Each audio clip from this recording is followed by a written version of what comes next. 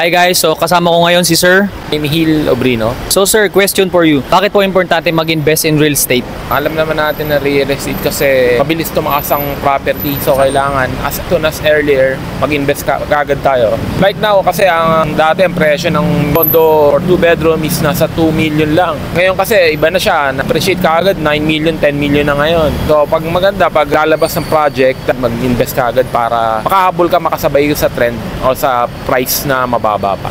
And then at the same time, ang real estate is a lifetime investment na rin sir, no? Yes, kasi ayan yung kailangan ng tao eh. Meron tayong tinatawag na tatlong kailangan ng tao, yung food, clothing, shelter. Ito eh. Oo, so kailangan ng tao. Ito hinahanap talagang kondo sa ngayon.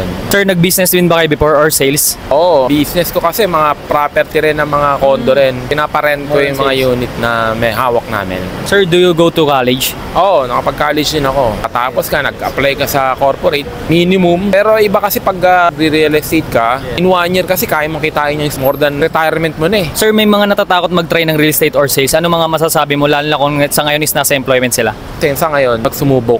Even though sa business din, ganun din eh. Kailangan mo subukan para malaman mo kung sa'yo o hindi. Do you believe in God?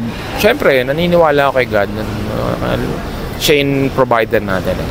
May mga times na po ba napatunayan niya sa'yo na naniwala ka sa kanya? In case malayo ka sa disgrasya, pa-kliyente para magkaroon ka ng mas magandang sale. The moment na magising is blessing na talaga. Yes. Sir, last question. Alam naman natin na is mga tao or especially Pilipino, kulang sa financial literacy. What is your best financial advice sa mga gusto ring yumaman this generation? Ganito kasi, kung ikaw, problema mo kasi is pera, mag-agent ka, benta ka. Kung may pera ka naman, mag-invest ka, di ba? Ng condo, ng property. Yun lang naman. Thank you, sir.